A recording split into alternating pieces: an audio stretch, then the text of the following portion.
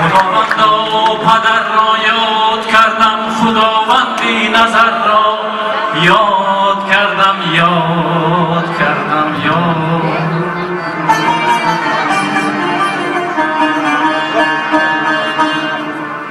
در این دنیا که از بودش خبر نیست، زی دنیا با خبر را یاد کردم، یاد کردم.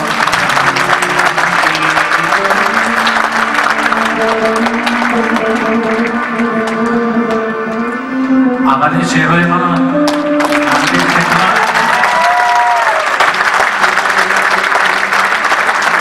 این نسخه اولینم خوانم، خطاگیاش گویم که چه خطاگی دارد، من امضا کنم در باشد شما که توجه.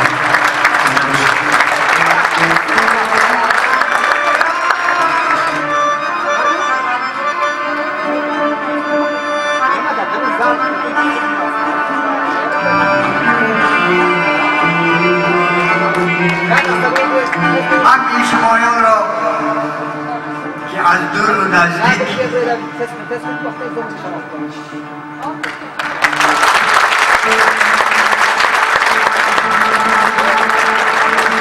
با حرمت فرزند ما، شاعری ما، سراینده ما، دراماتورگ ما،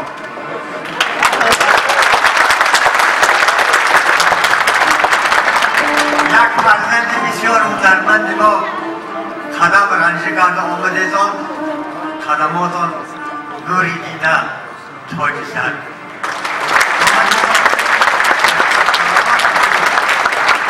این بسیار پاسداری کنار است، این حرمتداری به اندازه بزرگ است.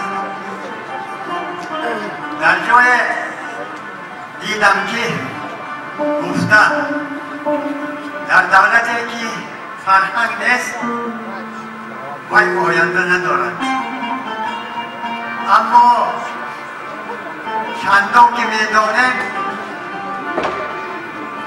تاجیکان ما، ملت ما، دولت ما قدیمی بود است، قدیمی بود و دارای فرهنگی بای قدیمی است، هست و میماند.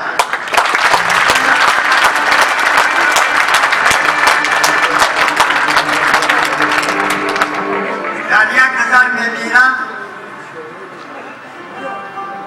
شعر میبینم، ترانه میبینم، سرود میبینم، آهنگ میبینم، نوا میبینم، ادبیات و صنعت میبینم.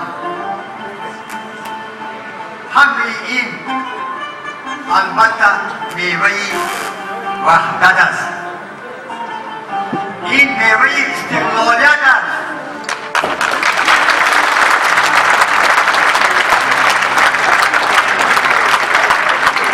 ما باید دولت خود، ملت خود را دوستدار باشیم، چون که ما تاجیکیم، ما تاجیکیم، ما تاجیکیم.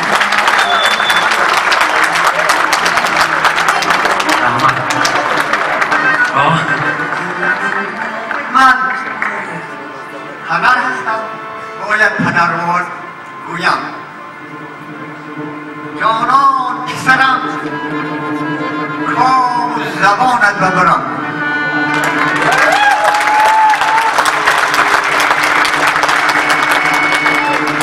جانان پسرم کام و زبانت ببرم، شیر و شکری شعری روانت ببرم. دریا دلی تو دریا صفت جوش بزن، آهنگی نوایی دل ستانت ببرم.